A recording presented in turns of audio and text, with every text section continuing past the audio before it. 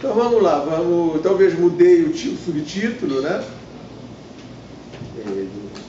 Eu acho que articular é só isso mesmo, articular a noção de um sujeito que se relaciona com a lógica. A palavra lógica aparece aqui porque a gente não quer dizer que o contemporâneo não é nada. O contemporâneo é esquisito, que é qualquer coisa sem lógica. Quer dizer, é uma nova lógica, uma lógica mais econômica, mais simples, né? Talvez não sei se mais ou menos sofisticada, mas não passa pelas anteriores, né? De uma história, então sem finalidade, quer dizer, uma história que não tem um fim, né? Não tem um telo, coisa desse sentido.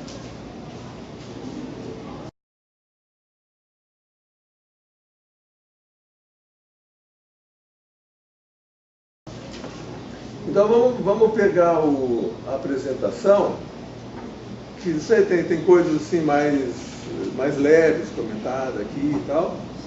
E já que não é todo mundo que leu, a gente podia começar por ela.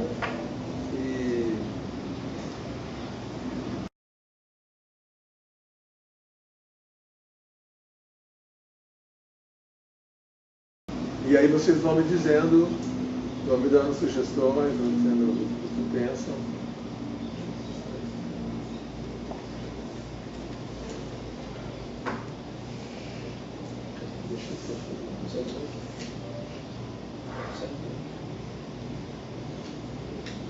Fica bom salvar em PDF, né? Fica bonito, parece. Né? Muda, assim. Eu gosto, esteticamente.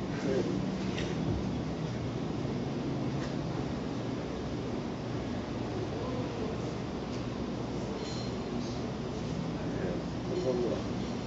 Página 3. A natureza e a sociedade humana na sua história parecem sofrerem emergências do impossível a cada instante. Isso me lembra, quando eu escrevi isso, me lembrava um pouco de uma concepção, um argumento do Granger, onde ele dizia que o olhar efetivo, assim, não mostra ordem nenhuma. A intuição, essa ideia mais simples, né? Que nada vem organizado para a gente, né? Então ele diz, olhar para o mundo é ver só desordem. É um tipo de foco, né? A gente sabe disso, que é um tipo de organização desses dados,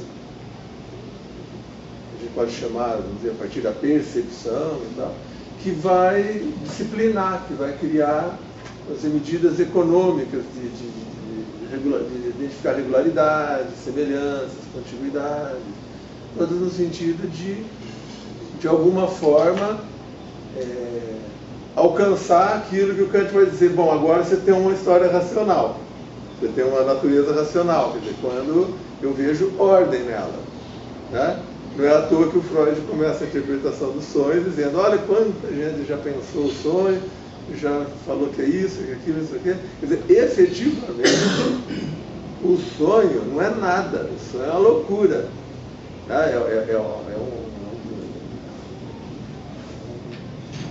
E o que ele está mostrando ali? Historicamente, as pessoas vêm tentando pôr ordem no sonho. Tentando, e quando chega na dele, se você pegar pelas teorias que ele elenca ali, a dele é a melhor. Né? Mas isso não quer dizer que sonho seja qualquer coisa que tenha mensagem, que represente a realização de desejos. Tudo isso é projetado em cima de um material bruto e a partir daí você trabalha sobre ele com segurança, tirando conhecimentos ali e tal. Mas efetivamente o sonho é como um enxame de abelha. A princípio é só isso. Um cardume de atuns. Um cardume, um prato que cai no chão e quebra e joga caco para todo lado. A princípio, ordem me parece que é uma coisa que faz questão para o homem. A natureza não tem propósito de ser ordeira, de ter disciplina, lei, né? Tudo isso é coisa humana. Né? Então, na verdade, quando você vê, aí o Granger diz isso, se você faz o zoom e vai lá num fenômeno, num movimento, e aí começa a organizar aquilo, você vai dizer tem repetições, tem recorrências, tem identidade e tal. Seria um movimento antinatural. Porque assim, pensando da forma como se manifesta, interpretando dizendo como se manifesta, né? Mas então investigar isso seria um movimento antinatural. Então, olha, hoje, dar o significado, o que está latente, etc.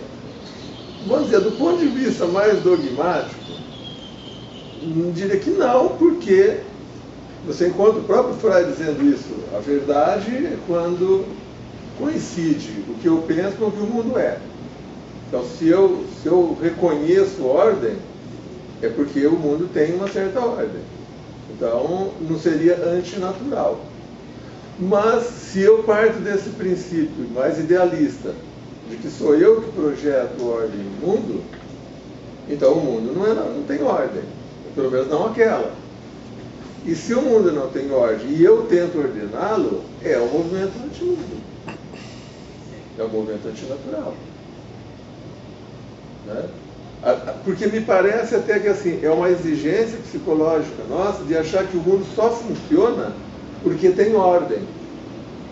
E se você percorre esse ensaio, quando você chega na mutação, ou no salto quântico, me parece que é justamente a desordem que viabiliza o mundo. O fractal mostra isso visualmente, inclusive. Se você joga uma sequência aleatória, visual, num computador, ela acaba formando figuras geométricas. Então, nesse sentido, é o contrário, né? Quer dizer, a natureza precisa dessa diferença, ela precisa ser desordeira para poder ter chances de viver. É como a variação. Se a variação, se a replicação celular se repetir sempre, ela se fada ao fracasso. E chega um momento que aquele tipo de vida não encontra mais viabilidade, um ambiente fértil para viver. Então é preciso variar para ter chance de estar sempre sobrevivendo. Né? Então isso cria uma inversão. Eu acho que você colocou, talvez a ciência seja antinatural nesse sentido, não que não seja boa, mas ela é antinatural no sentido de que ela busca aquilo que a natureza não quer oferecer. Né? Talvez nem seja o que ela ofereça. Embora tudo isso seja muito naturalizado pelos homens. Né? A gente gosta de naturalizar. A gente gosta de dizer que Deus tem um projeto, gosta de dizer que a própria natureza tem suas leis, né? Seus princípios. A natureza segue princípios. Falando com sinceridade, é difícil acreditar que isso faça sentido. Né? Então parece que assim, a cada instante, tudo na verdade parece que acontece por emergência. A cada instante as coisas vão acontecendo e não tem motivo nenhum para ser assim. Né? Não tem plano, não tem motivo, não tem finalidade, ela simplesmente acontece. Né? Professor,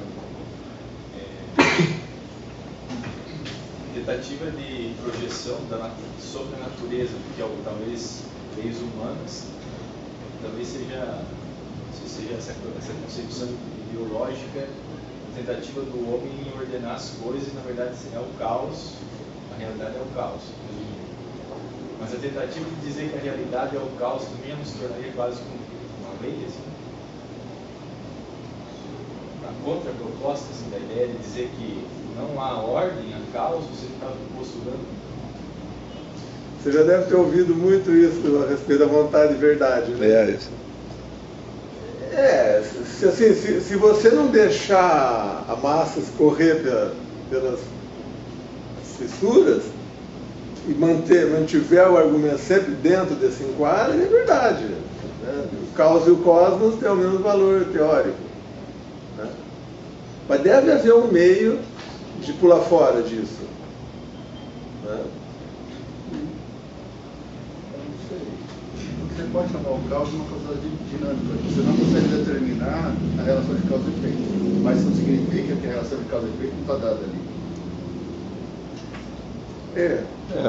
Apenas o ritmo ou a intensidade das coisas não permite. Só que o problema é tentar apreender isso, né? A tentativa de apreensão disso que é um tanto pretensiosa.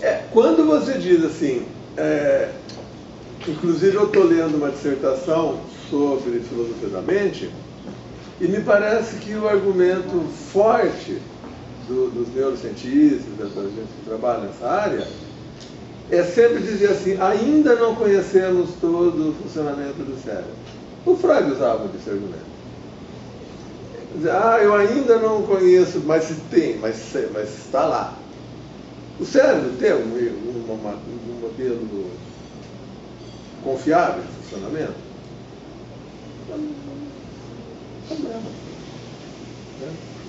Então eu sempre vou poder me safar do fracasso nesse sentido, quer dizer, falta conhecimento, falta detalhe, falta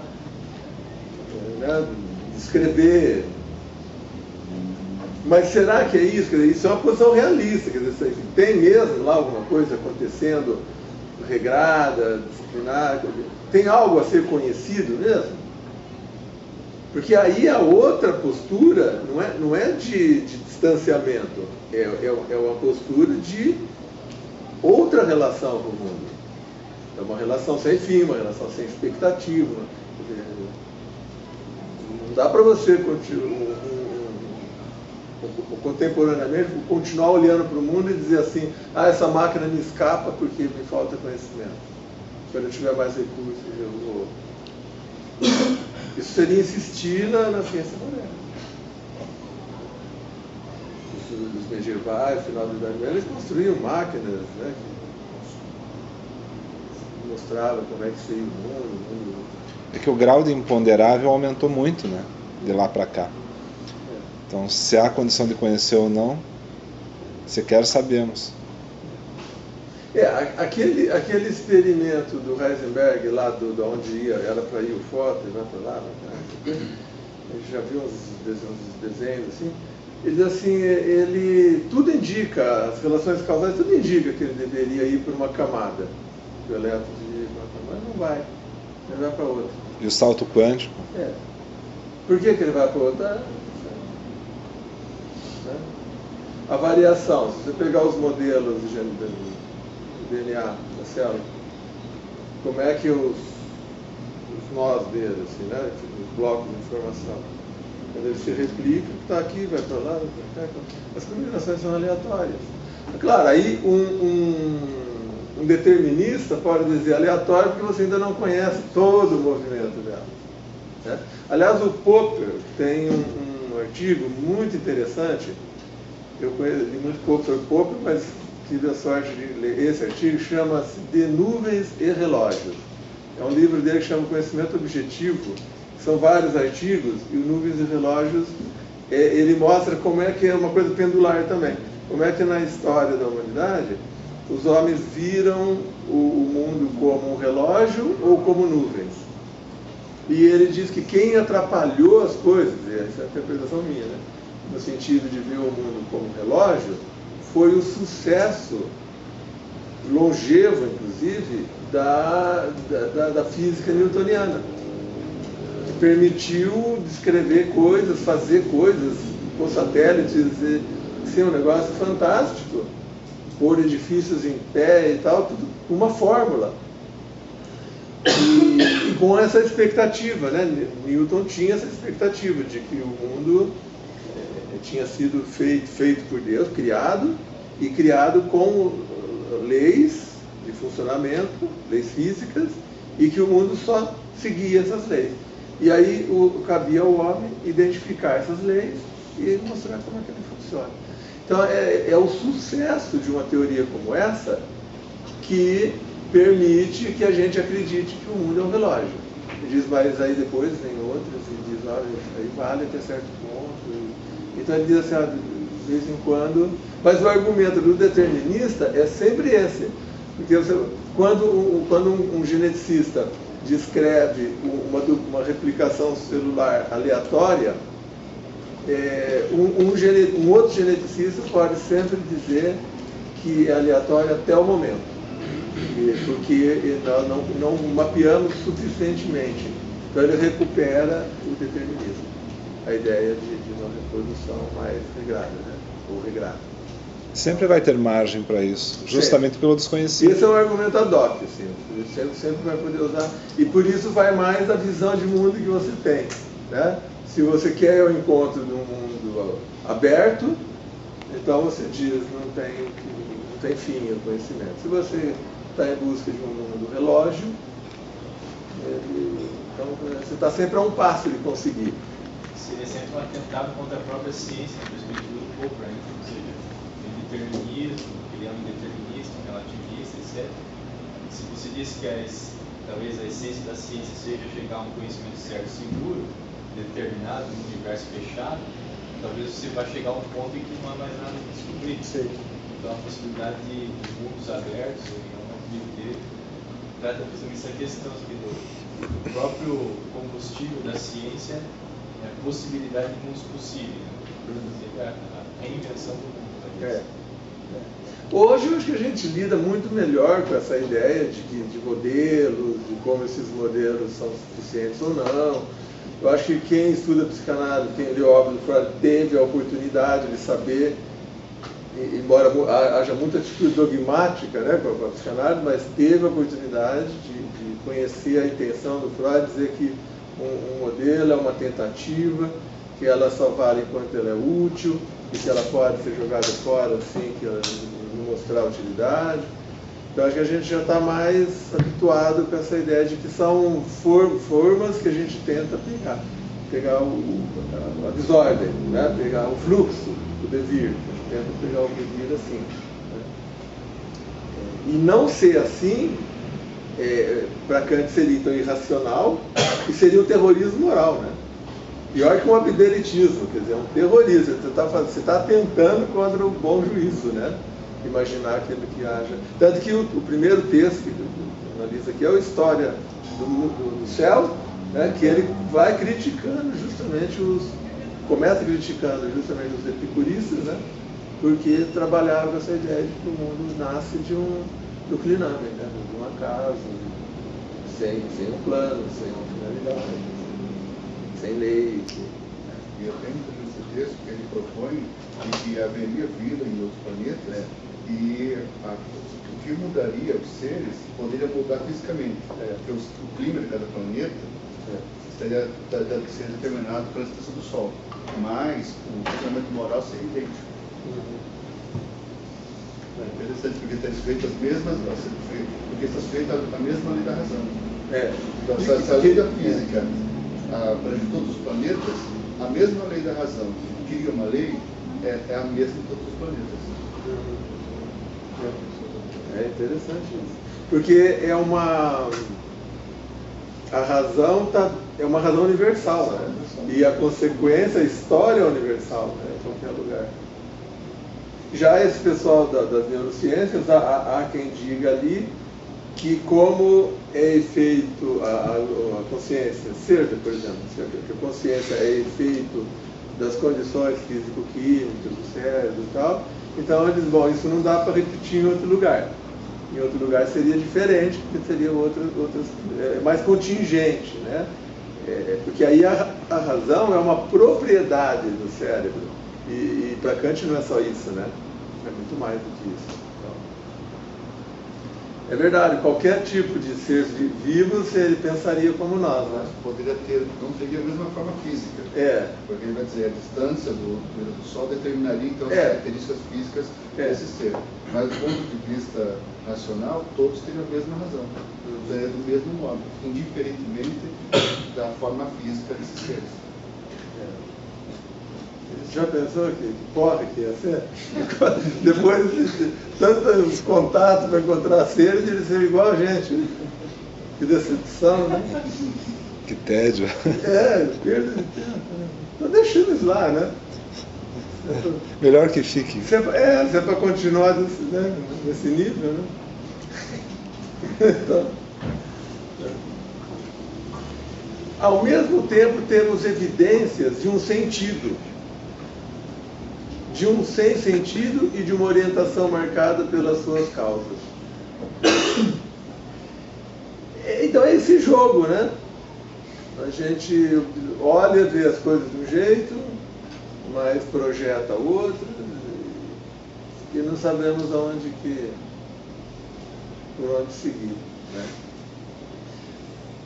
A reflexão filosófica sobre o tempo histórico e sua direção, seja no âmbito da natureza, seja no âmbito da humanidade, já admitiu, como retrospectivo, né, o choque aleatório dos átomos, assim como o fixismo criacionista do evangelho cristão, só para pôr duas coisas diferentes, né?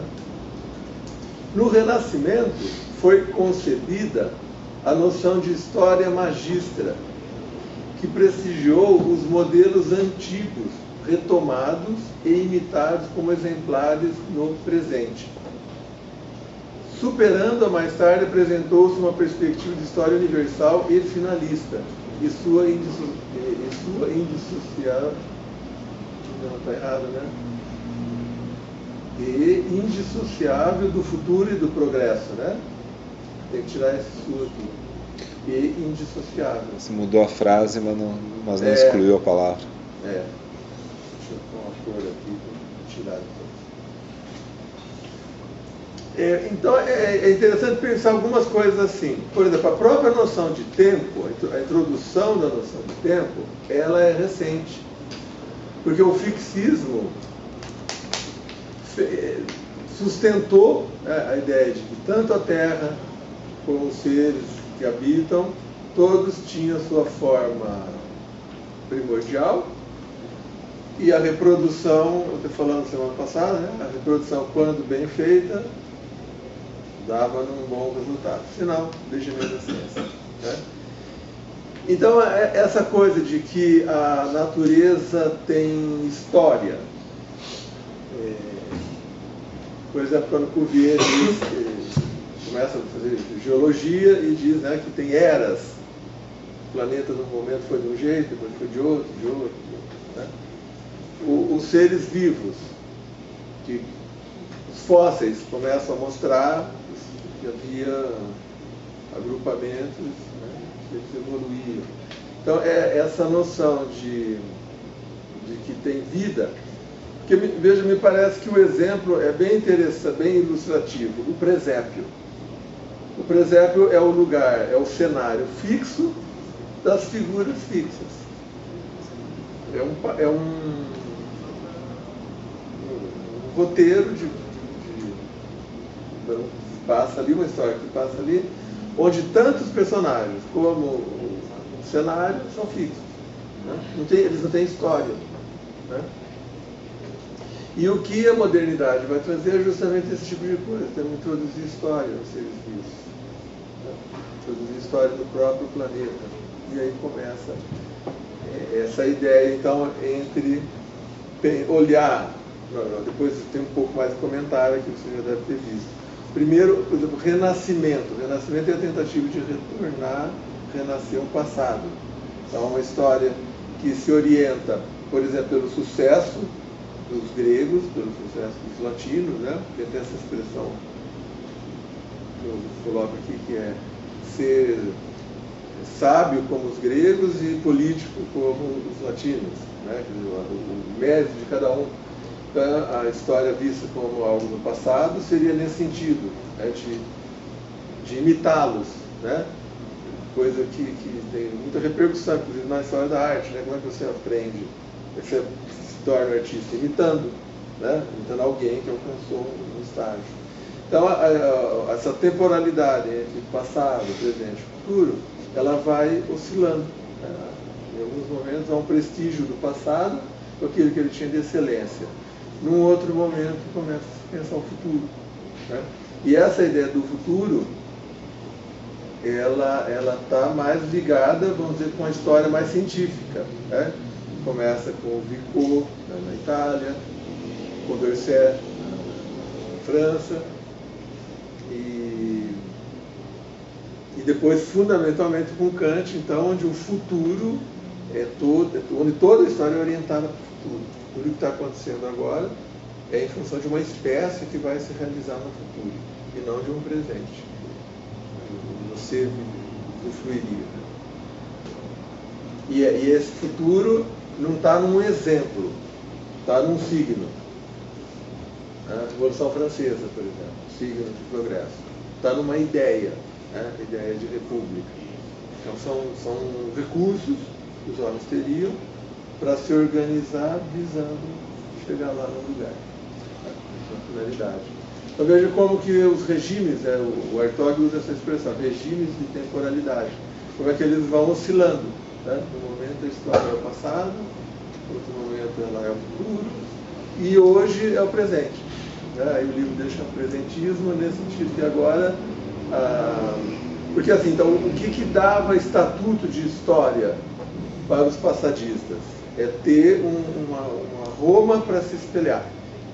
O que dá o estatuto de história para o idealista é ter uma ideia no futuro, né, e alguns fatos, né, os exemplos, os signos, para se espelhar. No presente, o estatuto do regime do presente é ele próprio. Ele já se autoriza. Ele não está em relação a outro, não está jogado entre passado e futuro. Ele está justificado nele mesmo, ele já está acontecendo. A história é o que está acontecendo. Por isso ele chama de presentismo. Tem muita gente que critica isso, vê as coisas negativas, né, decorrentes disso, tipo de vida. Sei lá, se você valoriza, né, se você estudar isso do ponto de vista moral, dá a impressão, né, que você esvaziou de sentido a vida, né? Viver um presentismo, assim, viver um presente. Não sei se as pessoas hoje se sentem vazias. Pode não saber lidar bem com isso também, né? Essa intensificação. De qualquer forma, me parece que é um regime de tempo que acaba sendo facilmente tutelado. Porque os outros, as referências estavam fora do presente. Né? Então você sabia o que é o direito romano, sabia o que é a escultura grega. Né? O idealista sabia o que é, tinha uma boa noção do que é uma sociedade cosmopolita. Né? Agora, o presente não se sabe. Ele não dá tanta referência. Então, talvez as pessoas acabem sendo um pouco mais presa fácil, vamos dizer, né? Na necessidade de ter que elaborar a própria referência, talvez você se torne uma presa mais fácil. Pela falta de autonomia, né? Daquele que vem e vai dizer... Porque quando Kant dizia que nós precisamos de autonomia, era para consultar a sua própria razão. Sim. Isso é uma interpretação meio ligeira, assim, né? Mas em última instância seria isso, quer dizer, se você tem autonomia, você legisla sobre a vontade, então ser autônomo é poder consultar a si mesmo. Né? Agora, não havendo esses recursos, o que é ser autônomo? Né? Fica mais complicado, e aí eu acho que a gente se torna um pouco meio que disponível para as espertezas do contemporâneo, né? Nos vender coisas. Até mesmo porque a consciência falha, né? Ela não tem a abrangência que deveria ter para ter esse grau de... Me parece, assim, sem embutir nenhuma crítica nesse comentário, porque em matéria de filosofia eu não tenho gosto, me parece que nessa concepção de homem, que é materialista, que se funda numa sensibilidade, que tem a razão, não como algo especial, mas como um produto da sensibilidade, né? Que não se insurge contra ela, mas que é o que a segue, que obedece. Me parece que o homem presente, então, ele é um homem mais sensível. Sensível no sentido de sensibilidade. Quer dizer, ele é muito mais movido, porque veja, um homem orientado por uma noção de progresso, ele é orientado, ele muitas vezes violenta a sua própria sensibilidade. É onde você vê heroísmos, pessoas que ultrapassam a sua vida sensível em nome de uma ideia. Né? A ideia kantiana de infligir resistência à sensibilidade. Não importa a diferença de ser ético e ser feliz. Né? O homem kantiano não é um homem feliz. É a primeira separação entre ética e felicidade que estava lá bem fincada em Aristóteles. Né? O homem ético é o homem feliz. E aqui desaparece totalmente isso. Né? Agora, o homem sem essas referências externas, ele é um homem-máquina. Ele é um homem movido por sensações. Daí a fortuna que o João fez vendendo ansiolíticos, a preços módicos. E aí não é à toa que você vê hoje qual o único negócio no Brasil que só cresce? Farmácia. Porque é justamente, quer dizer, se você tem uma técnica, vocês oferecem uma técnica absolutamente antiquada para os tempos de hoje, que é uma revisão histórica da vida, uma autoconstrução para o futuro, todo esse discurso psicanalítico não faz o menor sentido no presentismo. Né? A verdadeira busca do homem é por mudar suas sensações. E se vocês forem ver o que se estuda aí, as pessoas que estão tomando os lugares, se estuda isso. Depressão não é um problema de história de cada um, é um problema bioquímico. Depressivo é um sujeito que está desregulado quimicamente. Conserta. Né?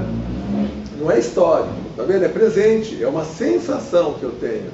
Aí vem alguém e diz, mas e a subjetividade disso? Mas não me enche o saco com essa conversa.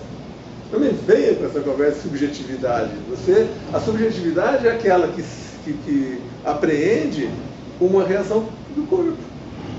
É o corpo que está lá, está com sono, está com fome, está com não sei o quê. Você intervir quimicamente nele. Então me parece que nós somos muito presas desse tipo de homem-máquina. Depois das minhas leituras sobre do século XVIII, da antropologia do século XVIII, me parece que a realização daquele projeto está se dando hoje. Nós somos realmente tratados, e vários cursos de psicologia para confirmar isso. Eles não falam em subjetividade, eles falam em saúde mental. Saúde mental é não sofrer. E como que não se sofre? Eliminando sintomas, equilibrando quimicamente e desejando boa sorte. Então me parece que o estar bem, né, o viver o presente, passa por essa regulamentação sensorial da máquina. Fazer ela funcionar bem. O homem-máquina. E justamente o que superava a condição de homem-máquina era a consciência que fazia ciência, fazia arte, fazia ideais, construía perspectivas históricas. Quem assistiu o filme de Che Guevara viu o que era aquilo, né? Um homem doente que mudou o mundo. Conseguia respirar e se jogava no rio e atravessava, morria na Bolívia. Quer dizer, movido por um ideal. Um corpo que não valia nada, movido por um ideal. Hoje isso seria considerado uma imbecilidade, né? Louco o cara que organizasse sua vida desse jeito, né? E provavelmente o que estava na cabeça dele era isso, era a sociedade socialista. Né? Se projetava, se jogava naquilo. Né? Enfim. Bom, eu tenho essa preocupação de como é que a gente vai então executar esse projeto contingente. Como é que nós vamos nos organizar em rede, em interesses, né, lutas particulares, uma vez que classes, né, categorias, profissões, essas coisas se enfraqueceram, nós agora construímos outros laços, né? Outras identificações.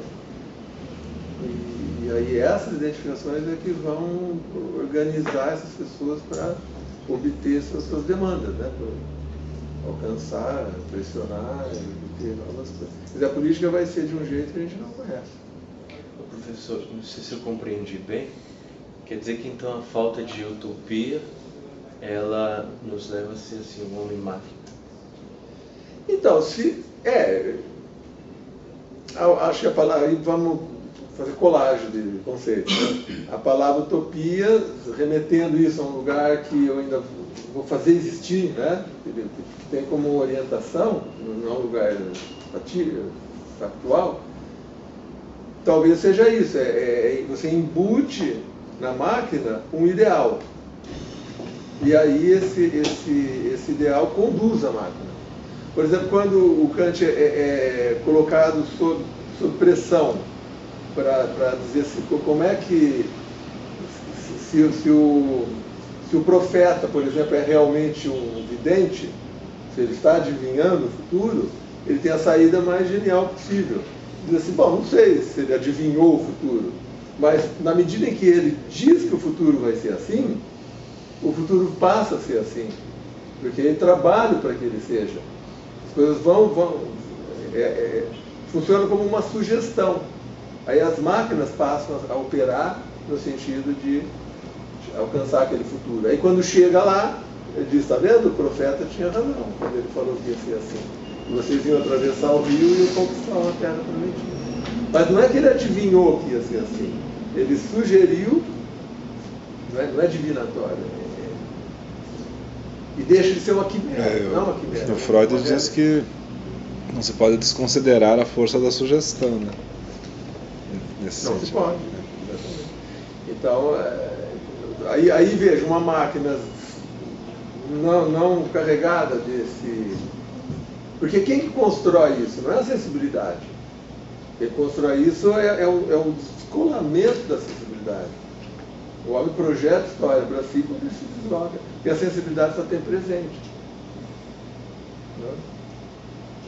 Então, talvez a utopia do homem-máquina é morrer como Lametrie, por exemplo.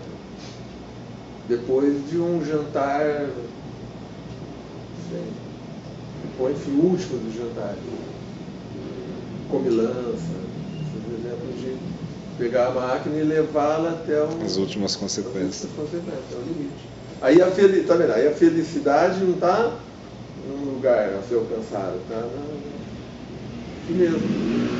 Fazer a máquina convulsionar. Quando ela funciona. Por que você teria, por exemplo, uma Ferrari e vai andar no centro da cidade a 40 km por hora? Só faz sentido ter uma Ferrari se você fizer como deputado, vai para uma avenida e atropela tudo que está na frente. Esse é o sentido de ter uma Ferrari. Esgotar, fazer a coisa funcionar plenamente ali. Então, me parece que o projeto do Homem-Máquina, ele foi apresentado, mas ao mesmo tempo combatido pelos iluministas. Você não encontra você só encontra um catastrofista assim em Sade. Mas os outros, apesar do elogio à sensibilidade, nenhum outro iluminista francês ou alemão recomendou o consumo, a exaustão da própria máquina. Pelo contrário, era até uma advertência contra o consumo. Eles são moralistas nesse sentido, eles advertem contra aquele que faz da vida uma vida sensível. A vida tem que ser se assenhorar dessa sensibilidade, calibrar essa máquina para que ela não se consuma. Me parece que é isso que o Freud quer dizer que produz mal-estar. Tem que calibrar a máquina. Então, num momento onde a máquina não é mais calibrada por noções históricas do passado ou do futuro, parece que ela reivindica um funcionamento contingente. E o que é, por exemplo, se você pensar na perfectibilidade, que era outro conceito do século XVIII, bastante defendido por Rousseau. Perfectibilidade não era alcançar um estado perfeito, era estar sempre em possibilidade de processo de perfeição. Então, se você não tem história, o que é ser perfectível, alcançar a perfectibilidade no presente? É levar essa máquina à convulsão. Acelerar, até que ela entre em colapso. Outra visão disso é o controle social, né? Por exemplo, na teoria comportamental do Skinner, a ideia de uma sociedade também, o Walden Two, que seria movida por reforço positivo, mas dentro de uma conformidade. A única coisa que ele esquece é que tem um caráter ideológico também por trás, né? Quem controla a máquina, né? Mas existe esse ideal, né? Essa utopia dentro do homem-máquina também. Ontem eu assisti um filme que era justamente trabalhando isso, né? Essa questão da máquina e do homem. E aí é um homem que cria uma prisão totalmente digital e em computador mesmo. E aí a cena final do filme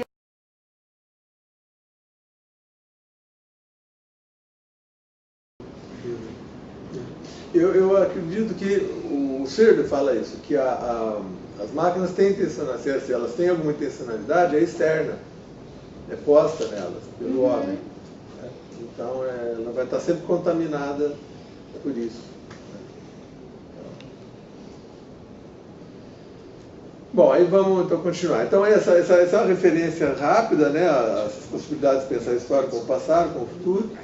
E depois aí continua assim. Mais recentemente vimos nascer com Darwin um ponto de vista que retomou o modelo aleatório epicurista, segundo o qual o presente fornece o ponto de partida da emergência, da organização e até mesmo da conservação da vida. A gente precisa ler os autores, os clássicos, sempre com, vamos dizer assim, com muita acuidade, né, com discernimento, porque na maioria das vezes eles não têm noção de tudo que eles estão falando. Então, por exemplo, Darwin, a gente tem esse privilégio que a gente está olhando eles muito tempo depois. Depois que já passou a história, você tem um ponto de vista privilegiado. Então, por exemplo, a conservação da vida é uma coisa que Darwin sustenta, está nele. Ele acha que a variação se dá em função da conservação. E ele vê nisso um certo propósito. Mas ele também funciona como um pensador que tira propósito da variação. Então, é preciso dosar sempre o argumento em relação à obra. Né? E no Freud acontece muito isso. As pessoas tiram muitas conclusões assim, né, pipocadas dele e perde um pouco do espírito. A ideia de que eu conheço, tenho amigos darwinistas e tal, eles dizem isso, da reprodução, que a vida quer viver, cada um pensa o que quer, mas não põe isso na boca do outro. Né? Embora você vá, hoje, se tiver um arquivo, você vai achar 500 vezes o Darwin dizendo isso, que a reprodução, que quer viver, mas não é isso. Não é isso que ele nos ensinou. Né? Acaba vivendo, acaba sobrevivendo, mas não tem isso como propósito. Se você reintroduzir propósito, eu acho que esse que é o zelo que a gente, conceitual que a gente deve ter. Tomar cuidado para que as coisas expulsas pela porta da frente não voltem pelas portas do fundo. E às vezes até um antagonista desse tipo de coisa acaba levando moinho para essas ideias, como Nietzsche, né? Que ao combater isso no Darwin, colocou na boca do Darwin coisas que ele não falou. Então, assim, reintroduzir a ideia de que a vida quer viver no Darwin, ou destacar, frisar isso, querer consolidar uma ideia como essa, é moralizar de novo o pensamento dele. É uma maneira malandra de quebrar o impacto do revolucionário do pensamento dele. Né? É como dizer que vontade de verdade é metafísica, é a volta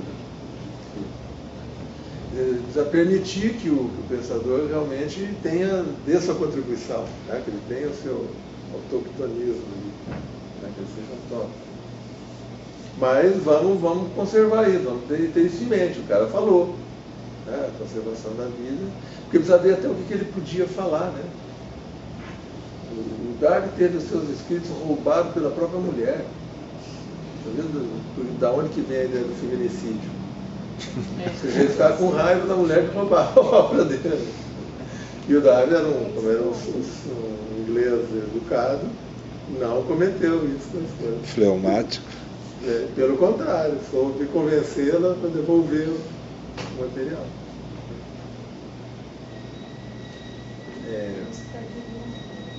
O caso é que, ao secundarizar o passado e o futuro, eu acho que o Darwin não está, então, eliminando o passado e nem o futuro. Ele não trabalhou com a ideia de descontinuidade entre esses tempos. Né? Mas ele mostra que a passagem, né, se você pensar que a biologia anterior tinha uma noção, então, das teorias da pré-formação, em que cada ser era cópia do anterior, que havia uma continuidade entre eles, quando ele diz de um ao outro há uma variação abrupta, ele, de certa forma, né, faz como barreira de contato dos neurônios, né? Cria uma distância e sabe-se lá o que passa no meio dessas duas que dá continuidade. Né? Então o Darwin ainda não tinha condições de descolar, de jogar esse passado fora e jogar o futuro fora. Né? Então, da onde vem para onde vai, ainda tem uma certa conexão. Ele diz, mas não está pré-formado. Não é desdobramento, não é cópia. Né? Então, isso já prepara, veja que ele já está preparando a ideia do presente como algo suficiente, que não depende do... Aí, cada vez que houver uma variação, todas elas vão ser presentes. Aí não vai ser nem passado nem futuro. Então, o caso é que, ao secundarizar o passado e o futuro, ele fornece uma categoria alternativa de compreensão da história. Por isso, trata-se de um ponto de vista que passou a nos interessar, pois permite pensar os fatos históricos prescindindo do futurismo moderno, assim como do passadismo antigo. Né? Então, é como se não precisássemos mais nos espelhar. Né? Acho que o século XVIII, XIX... daí para frente, dispensa, então, né, essas duas referências que foram tão importantes nas filosofias da história, na ciência. E aí tem uma advertência, assim, um comentário que eu já falei para vocês, que atualmente, né, parece que está no recrudescimento, assim, uma saudade do passado, né, vemos renascer, se não o fixismo, pelo menos a intencionalidade de Deus e da natureza expressa por meio do que recebeu o nome de design inteligente. Então, esses são os fatos malandros que ocorrem na história, onde aquilo que já tinha sido expulso acaba retorna sob outra forma. Retornando disfarçado, né? Nós falamos disso semana passada, com químico, com biólogo, não sei o quê, né? Adepto dessa teoria, ele não é mais um pastor, mas ele tem todos os ingredientes do pensamento religioso. Né? Então é nesse sentido que o Sade tem essa luta anticlerical, assim, no sentido de dizer só o ateísmo integral pode salvar a humanidade. Porque se for meio ateísmo, ele bobeou, os seus valores voltam disfarçados. né? De um jeito, de outro. Na política, na ciência, ele acaba sobrevivendo. É aí que ele descobre que o problema da Revolução Francesa não era nem a monarquia, nem o velho nem o novo regime. Né? Não é uma questão de monarquia ou república, é uma questão de religiosidade. Os valores religiosos que estão por trás e que sobrevivem em qualquer modelo. Né? Retornam. Então tome cuidado com o design inteligente que ele criou aí então aí teria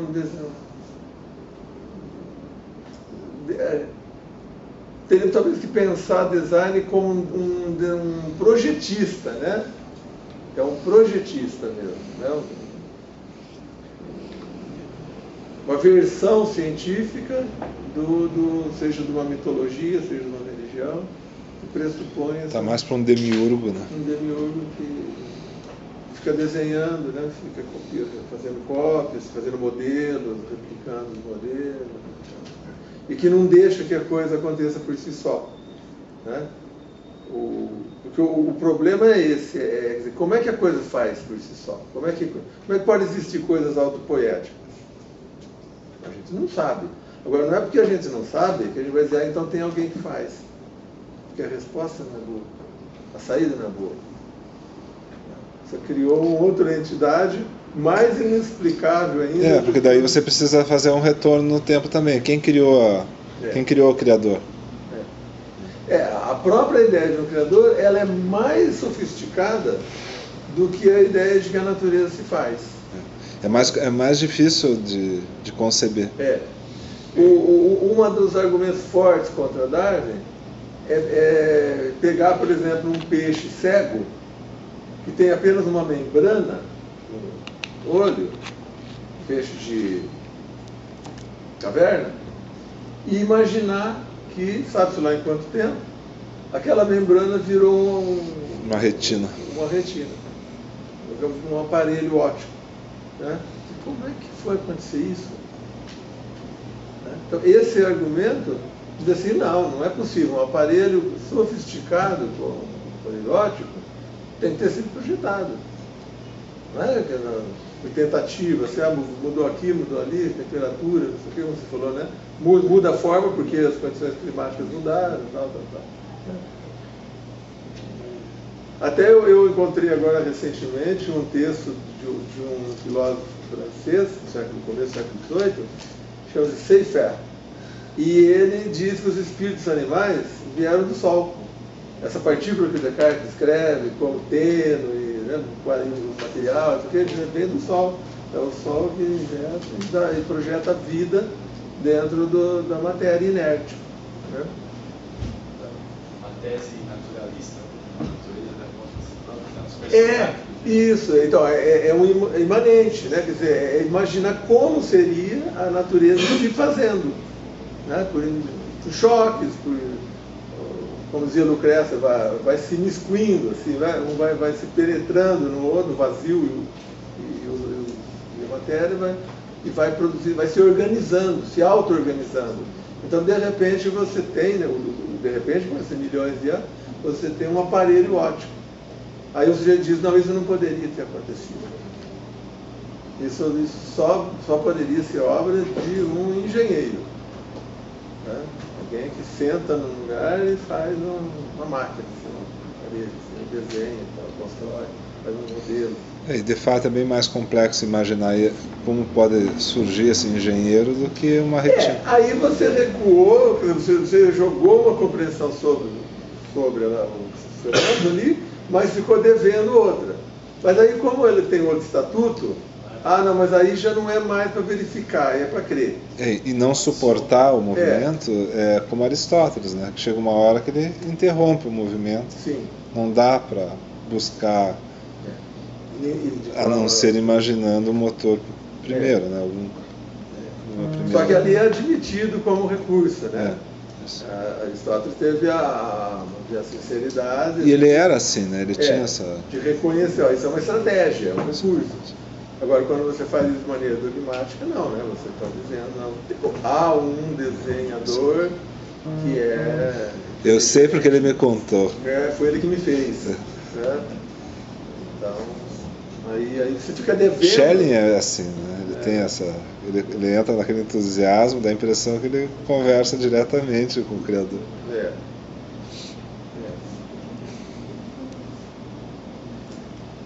É verdade que atualmente o que não se pode negar é seu comprometimento com o combate à teoria evolucionária de Darwin, mas sobretudo a ausência de uma finalidade pré-concebida, a contingência e a causalidade material que sustenta sua teoria. Eu falo isso porque é uma coisa bastante óbvia, né? Essas teorias contemporâneas, elas são americanas, elas foram introduzidas por conservadores americanos e tem um nítido propósito de substituírem o evolucionismo nas escolas. E nos Estados Unidos isso já acontece, né? E nós temos um argumento muito hipócrita, né, dizendo que precisa se ensinar criacionismo nas escolas, como se não tivéssemos milhões de igrejas no país que já ensinam, né? Como se eles ficassem em desacordo.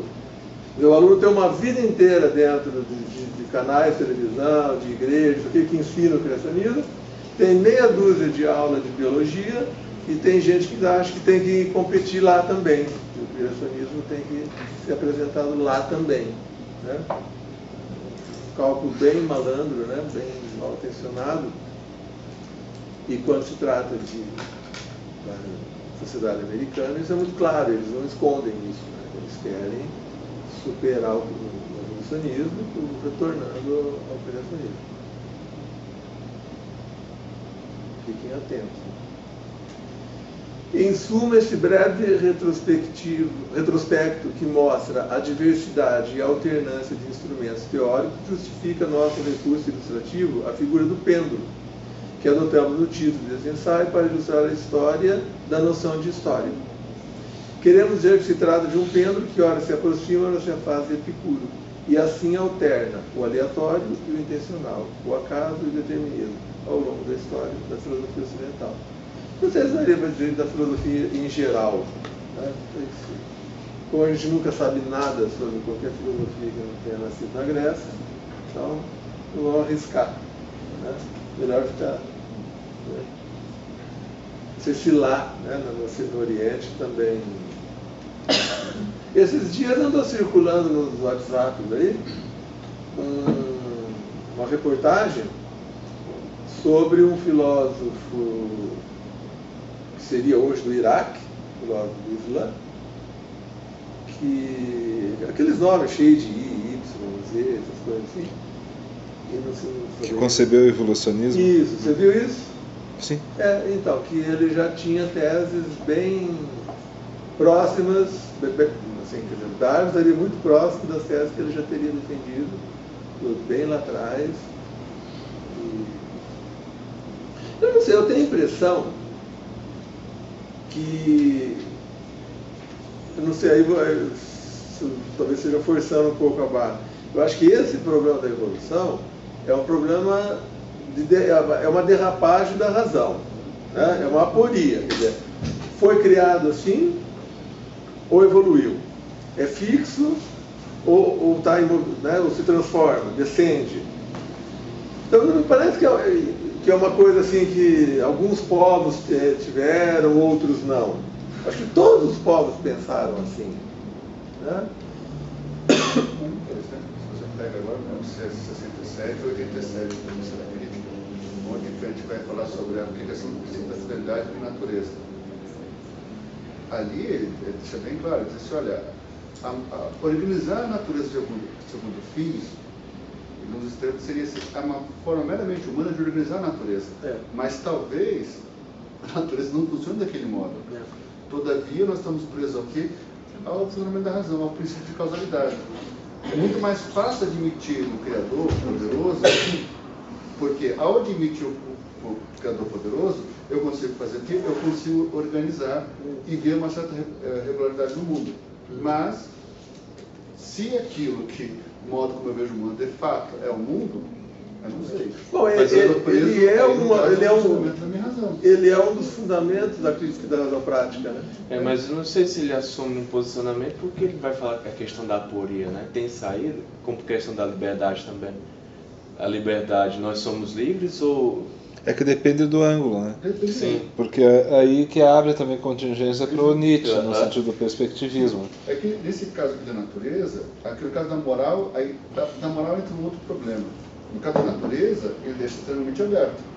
Quer dizer, ó, a única regra que ele coloca, agora eu lembro 67 ou 87, de que para poder se organizar a partir do princípio de causalidade, deve ser aplicado aqui a um sistema, que pode ser a natureza.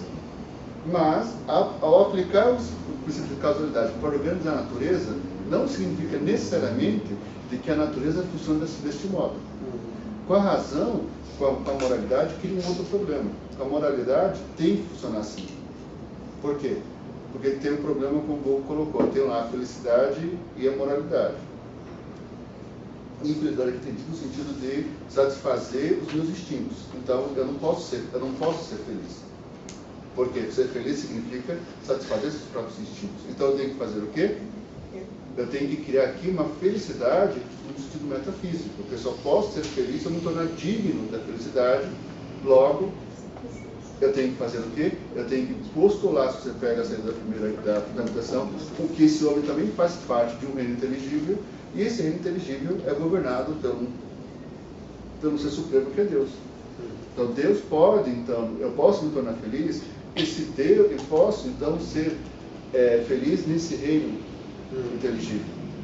Que aí depois na segunda crítica ele vai trazer os postulados, até muitos falam, Kant traz aqui Deus na porta do fundo da segunda crítica. Se ele expulsa na primeira, na segunda ela volta. Porque não há como. Assim, para Kant, estudante, felicidade e moralidade são coisas excludentes. Para mim resolver o problema da felicidade, que é o homem ele também deseja ser feliz, eu tenho que postular a imortalidade da alma e tenho que postular que Deus existe. Aí para a moralidade... Porque senão os homens não seriam morais. Pois assim... Não haveria dever. Não deveria. A moral é determinista. Eu só posso ser moral por quê? Porque eu tenho a ideia de uma vontade boa. Caso contrário, sem ideia de vontade boa, eu não posso ser moral. E por quê? Porque eu teria que pensar no ser desprovido de interesse moral. Aí entra aqui que já é um pouco mais diferente na terceira crítica, que é a terceira crítica, quando ele pensa na natureza, dizendo, não, eu organizo, ao aplicar o princípio de causalidade, eu estou organizando a natureza. Mas não necessariamente significa que, ao organizar a natureza assim, de que de fato a natureza funciona assim. Na moralidade não tem esse problema. Se você encontrar algo parecido na religião, onde Kant vai admitir que ele vai ter o problema da questão da ação má. Vai dizer, uma ação má é uma ação resultado de uma autodeliberação. Então o livre-arbítrio, que antigamente só agia pela ideia de bem, também pode intencionalmente agir mal. Mas aí vai gerar um problema, aí você vai ter, aí você vai falar, Kant aqui, vamos dizer, Kant na religião, e depois nos escritos postultativos, já está, ele traz um problema novo, porque a ação má para Kant na religião e nas reflexões é resultado de uma autodeliberação moral. Na fundamentação, na segunda crítica, não é possível uma ação má, porque uma ação má seria uma ação heteronômica. Mas aí eu não sei se isso é um resultado, já tem percebido na terceira crítica, de que a organização, ou seja, ao aplicar o princípio de causalidade na natureza, eu apenas estou organizando a natureza, não que de fato a natureza funciona assim. Quem sabe? Só encontra aquilo que eu coloco. Né? Só que eu coloco. Quem sabe quando o Kant pensa a moralidade de um outro ponto de vista, ele já não está considerando essa também. Esse é esse caso. Agora, trazendo essa estrutura para a ideia, então, do evolucionismo, me parece que entre pensar, porque o evolucionismo não estava só no Islã, estava entre os pré-socráticos também. Isso que eu comentava, não lembrei bem quem era, mas tinha um outro O pensador. próprio Epicuro, Mas tinha um que ele realmente formulou a ideia da evolução. da evolução. Parmênides, isso. Então, assim, guardado as devidas proporções, essa noção de que há uma complexificação, né, a partir de um modelo simples, ou de vários modelos, a própria noção de monogenia e epigenia, ela está dada ali, quer dizer, as duas são possíveis. Nasceu uma única vez e gerou tudo, ou nasceram vários e gerou o restante. Não tem como A própria retina é um problema nesse sentido, né? Porque como a retina é compartilhada por diversas espécies animais ao redor do mundo, né, como um resultado comum, né? Então deve ter nascido várias vezes, ou todos os seres de alguma forma estão ligados. Há uma origem comum ou não?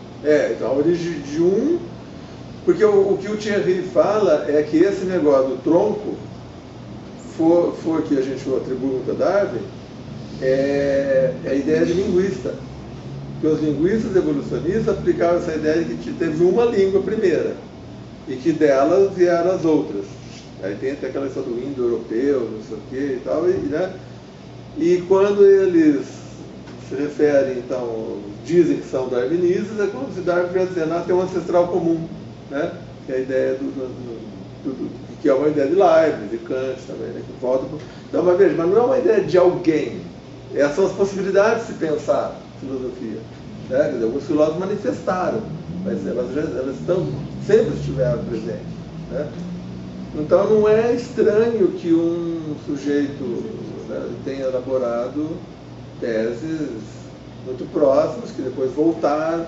E isso para mim, assim, algumas pessoas recebiam esse WhatsApp, e algumas pensam meio no sentido provocador, tipo, tá vendo o que o Darwin descobriu agora? Não tem originalidade nenhuma. Não, como se o problema fosse a originalidade. Ninguém é dono dessas teorias, né? Nós somos estruturalistas o suficiente para saber disso, né? São pensamentos sem pensador, né? Que eles existem porque são factíveis de alguma forma. Mas ao contrário, me parece que reforça a nossa compreensão aqui de que é um pêndulo, né? Porque aí, na verdade, quando essas coisas se consolidam, é porque o pêndulo bateu daquele lado. Isso. Né? De algum modo. Mas logo em seguida ele vai continuar seu movimento em outro momento. Então, quer dizer, para o Darwin, vai dizer, mas o Darwin teve que fazer uma luta imensa para colocar isso dentro de uma sociedade religiosa, fixista e tal. Um problema político, não teórico. Né?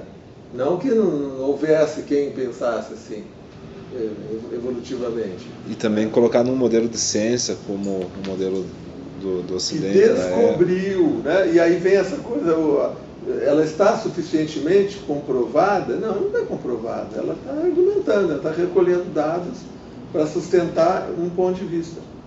Né? E não para... Então, nesse sentido, o cientista não inventa nada, ele descobre elementos, talvez ocultos, para uma comunidade científica.